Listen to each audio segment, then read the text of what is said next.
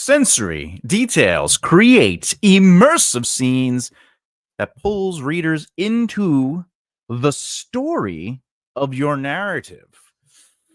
Remember, all narratives are made of plot and story. Plot is what needs to happen no matter what, and story is how it unfolds through the emotional experiences and choices of your characters. With that said, the immersive part, the details, are the experience of the character. It's what they see, feel, touch.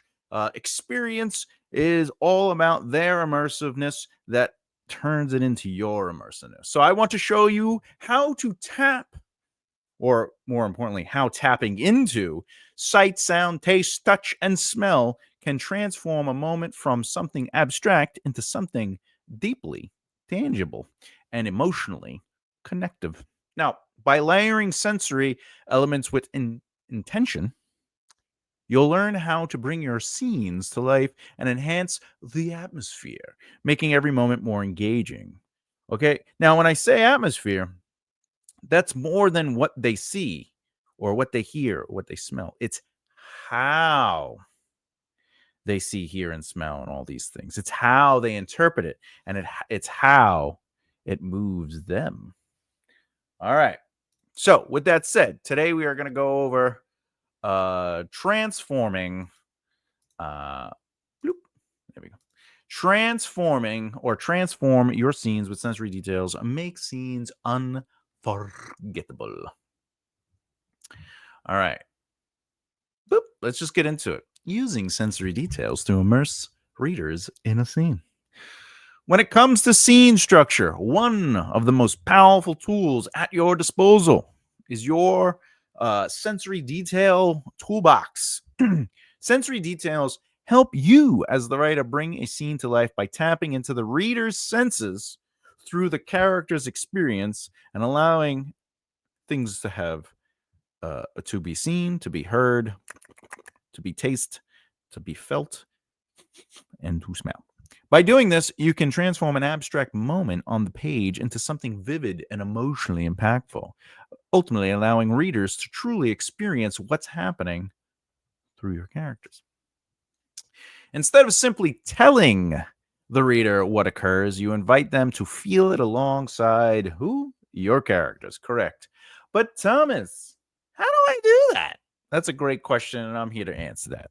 To build scenes that immerse readers, you have to start by asking yourself, what would your character sense at this moment? Or more importantly, why they are sensing that particular thing? Because that's a choice.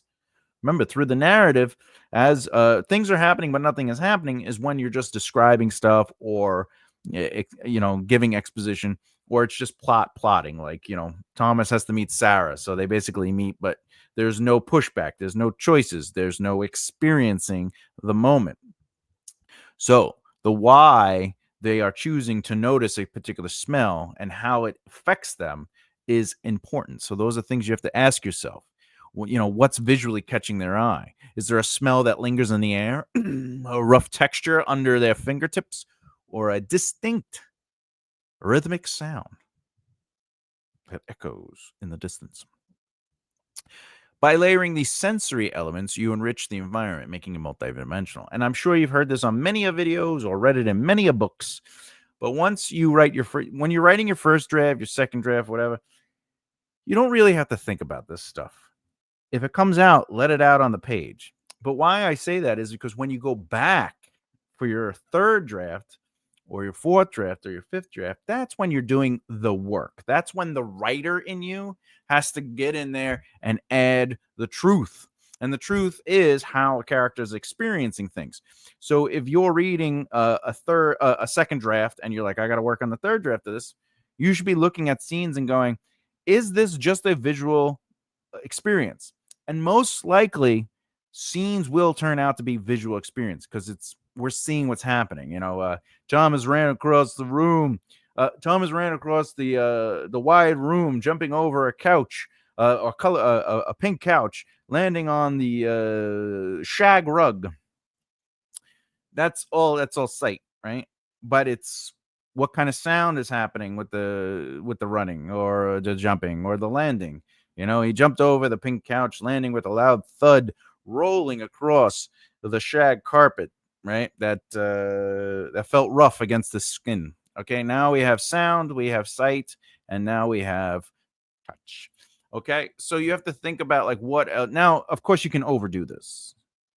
So allow the narrative movement, the logical narrative movement, to influence what is affecting the character, what is their experience. Okay.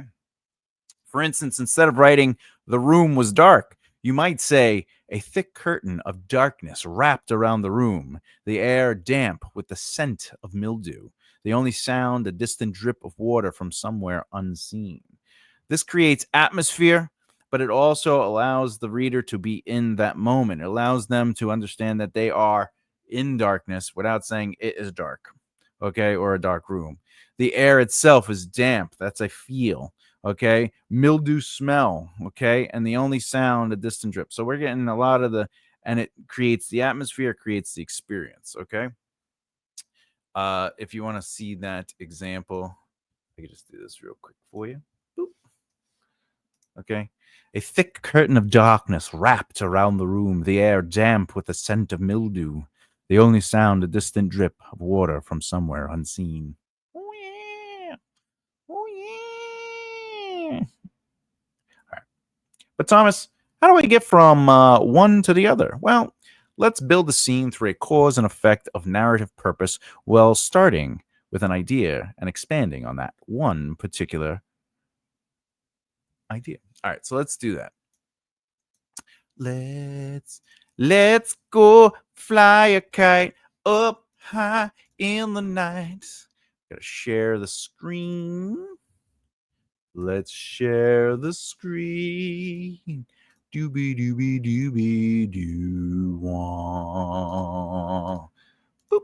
Okay. All right. And we don't need this here. Okay. Okay. All right. Okay. Maybe I could stay down there. Let's see what happens. Let's see what happens if it works out. Okay.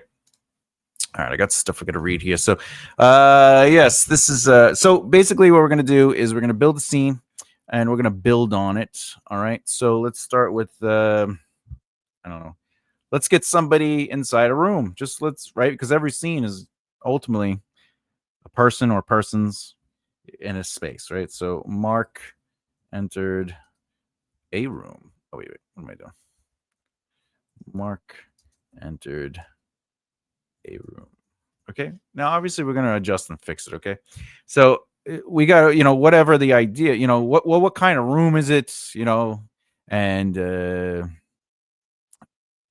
that's what we should be thinking of. Like, what kind of room? Because remember, logical narrative movement, all right, takes whatever we said and then we have to build on it. So Mark is a subject, room, right? So we could qualify, I should say, Mark, or we could qualify the room, right? So what would this look like if we added to it? Okay. Okay. Mark entered a large empty room with a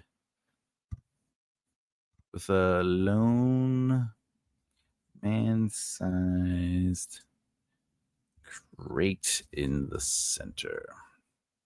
All right. So now we have to ask ourselves some questions here, right? So basically, all right, now that we know the room, Mark entered a room. So this sentence becomes this. Mark entered a large empty room with a lone man-sized crate in the center. So we've built on it and described it. So we're still in the situation where we have to create logical narrative flow, or movement, I should say. Logical narrative movement. Okay. And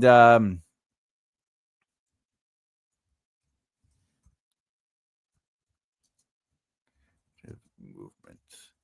For anyone paying attention, this is how one sentence leads to another sentence that leads to ultimately a new paragraph or passage or prose. All right. So we turn Mark entered a room into something that's a little bit more distinct. Mark entered a large empty room with a lone man-sized crate in the center. And now we have to qualify either Mark or the large empty room. So, some things we should be asking ourselves. Let me just do this so we could, just because I'm probably going to fill this up. All right. So things we should be asking ourselves is basically, now, is it a dark room? Is the room lit? What does the room look like? We know it's empty, but what does it look like? What is the atmosphere of the room? What is unique about the man-sized crate? Because now it was Mark room, it's Mark room and crate. So we've created three things we can qualify. Any one of them is okay, right? So I might actually go back, and now I know I have to create an intro to this. So maybe it's Mark creaked open the frail door.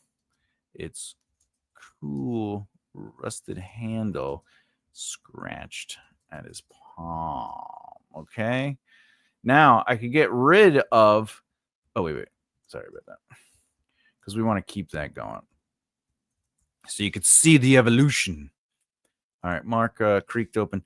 Okay, now I want to go into the room because the Mark creaked open the frail door. Its cool rusted handles scratched at his palm. So now we got some feel, we got some sight, right? Darkness fought back against the limited. I'm gonna give the room some light. Okay, limited lights trying to break the barrier of the opening he stood in. We might have to edit that. We do create like one of those movie scenes where it's like lining his frame upon the floor, like a shadow, like boo, lining his frame. Yeah. All right. And then we can continue because it's the same movement, right? The luminous form of the man reached across the empty room to a lone man-sized crate in the center. All right. Before I go any further, before we think, so it went from Mark entered a room to Mark entered a large empty room with a lone man-sized crate in the center. So then I was like, well, how did he enter the room? Right? Well, he entered the room. Mark creaked open the frail door. Its cool rusted handles scratched at his palm. Now that the door is opening, how do we qualify that? What's the next movement? Darkness fought back against the limited light, trying to break the barrier of the opening he stood in, lining his frame upon the floor. The luminous form of the man reached. Actually, you know what I could do? Yeah, no, it's fine. Because now I'm qualifying the luminous frame upon the floor. So the luminous form of the man reached across the empty room to a lone man-sized crate in the center. So now we created movement, we created atmosphere, right? But now that we brought the crate, let's talk about the crate. Let's do something about the crate, right? So let's see. Black lined the lower wood of the design. Leaking without sound. Ooh, yeah. Upon the rugged cabin floor. So now we've also explained that this room is in a cabin without saying it's in a cabin, right? So black line the lower wood of the design, leaking without a black goo. No, black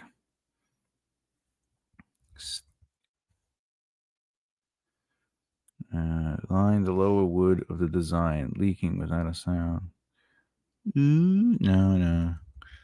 Black goo, ooze. A black substance lined the lower wood of the design, leaking without a sound upon the rugged cabin floor. Let's now qualify of the substance. A musk smell flicked at his nose, forcing his hand over his face to block the haunt of decay, eating up the air around him. So we went from Mark entered a room to Mark entered a large empty room with a lone man-sized crate in it to why don't we describe Mark entering a room, what's in the room, the room itself, and then what's in the room. And we created but ultimately now we know what the room is, right? And we know the room is dark, but there's still light kind of entering it from the doorway. We know that the room is empty.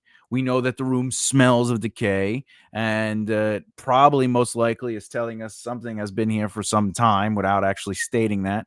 The atmosphere itself is basically bleak, mysterious. I'd say there's almost a sense of dread.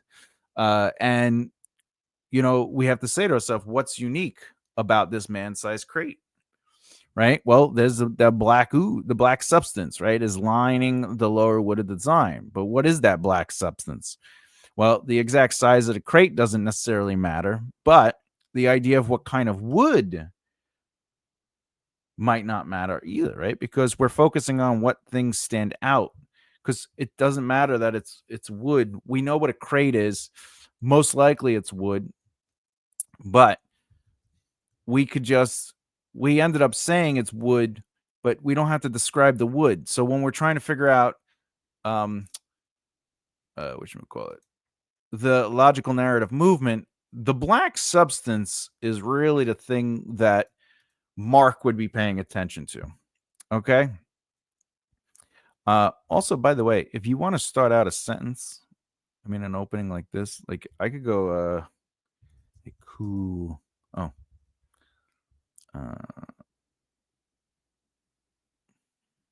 No, that's fine. I was gonna say a cool.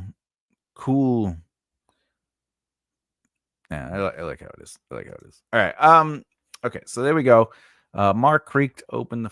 So now we know how he's opening it. We know what happened. What's the cause and effect of him opening it? Okay. It's lighting the room. So that's what he would notice first. His eyes are adjusting basically without saying that. The luminous form of the man, the shadow, reached the lone crate. Ah, nice. And then we noticed something about the crate instantly, that there's a black substance lined. Lined the lower wood, the design leaking out on the cabin floor. So now we also know it's a cabin, but we want to define, right? Now, if he approaches it, right? Approaching. Approaching it. The smell enhanced. Rotting his soul. All right. Now, the reason we're doing this is because the movement, the logical narrative movement has changed. This is the experience of opening the door and what is in the room. So basically, and now we are going to move towards it. However, another logical narrative movement with immersion could be we could go inside his mind, right? We could, without it being a thought, though, we could have it be like, nothing prepare him for the results.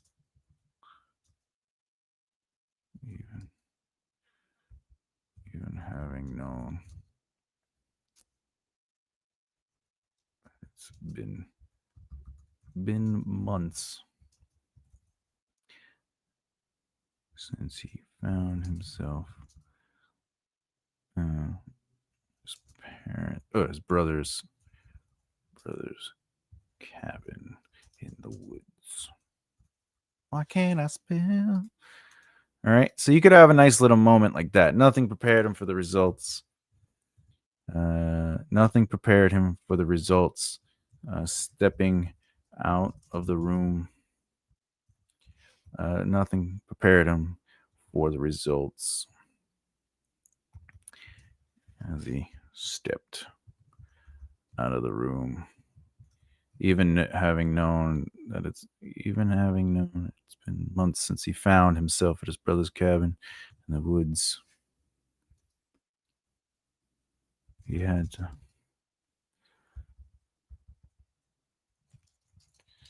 against the wall, trying to catch his breath of fresh hope. It can't be his brother. It can't be. All right, so that's not internal. It's internal, but it's also not necessarily like internal thought. So the logical narrative movement is he opens a door, he sees the crate, he noses the goo, and then he's like, "Oh, this stinks! A must smell flicked at his nose." So the new movement is he steps out, and now he's processing it. Nothing prepared him for the result. Uh, Nothing prepared him for this as he stepped out of the room. All right. Even having known that it's been months since he found himself at his brother's cabinet in the woods, he held his head against the wall, trying to catch his breath of fresh hope. It can't be his brother. It can't be. All right. And then you just approaching it, the smell, the enhanced rotting at his soul. So, now he's moving it. All right. What do we got here? What do we got? Let's do boop, boop, boop, boop. All right.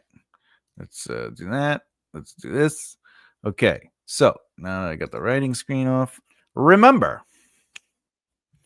the key to effectively using sensory details lies in balance. You don't want to overwhelm your scene with every possible sensory input. Instead, select the details that matter most to not only the scene, but the narrative and the story to that narrative, which means through the character's experiences and choices.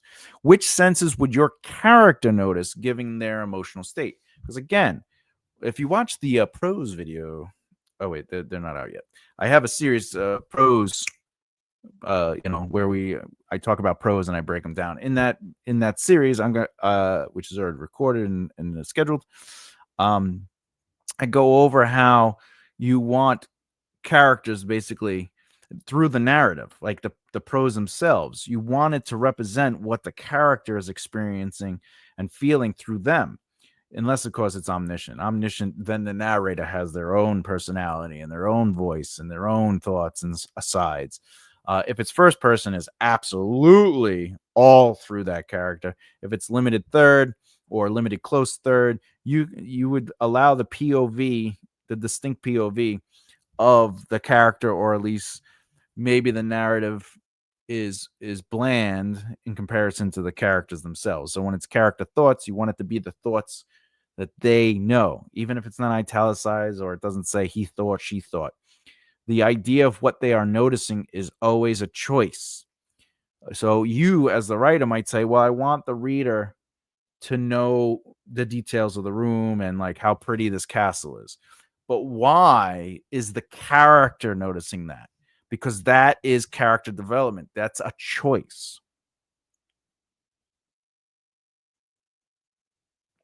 Allow those choices to be filtered through the character because it builds on them. And in reality, too, how they experience it and what their experience is going to dictate the senses. Because a scared character might be hyper aware of strange noises, while a character feeling nostalgic might be more attuned to familiar scents, visual triggers. But sensory details should serve a purpose to deepen the emotional atmosphere, to add tension, or to reveal something about the character's perception of their environment. Sensory details are about more than just description, they're about connection. All right. So be thoughtful. So by thoughtfully choosing which senses to activate, you help guide your readers into the immersive experience of the characters that now feels tangible and alive for the reader. This is how sensory details become not just part of your description for description's sake, but an active element in structuring your scenes and driving your story. The story is through the emotional experiences and choices of the character. So driving your story forward.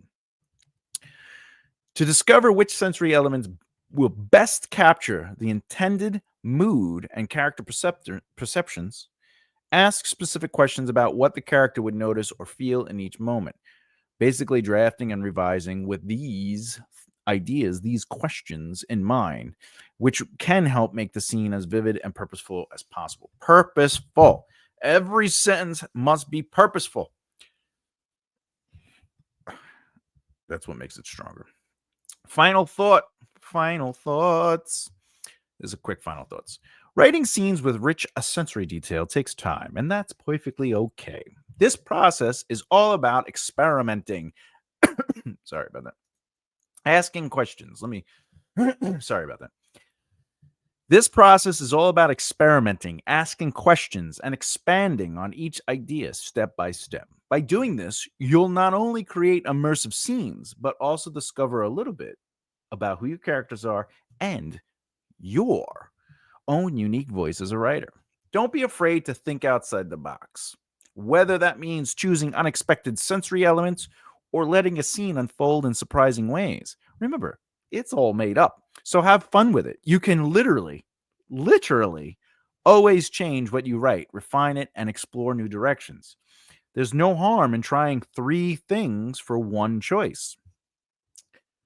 Also, the more you practice, the more these details will come out naturally, helping you craft scenes that truly connect with your readers. The best place to start with adding sensory details is literally from your own experiences. One of the best ways to practice is how you experience moments. Write that moment down on a page. Recall how something made you feel, how it felt physically, the sounds you experience, the smells, etc., and try to translate that into words.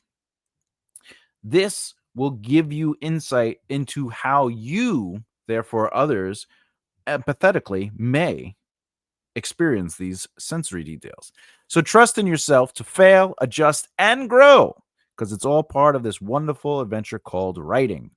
The more you explore these elements, the more confident you'll become in conveying them effectively.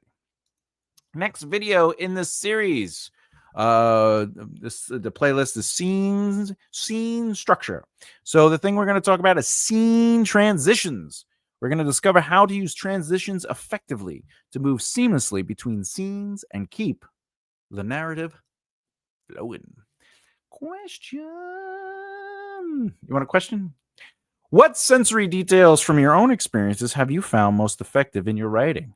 How do they help shape the atmosphere of your scenes? Basically, which ones do you like using the best, and which ones do you feel akin to? You know. All right. If you haven't done so already, and you loving what you've been watching on this channel, please subscribe and hit the bell icon so you don't miss out. And of course, a thumbs up will always help the channel in one way or another. With that, keep developing the right mindset. I'll see you next time. Bye.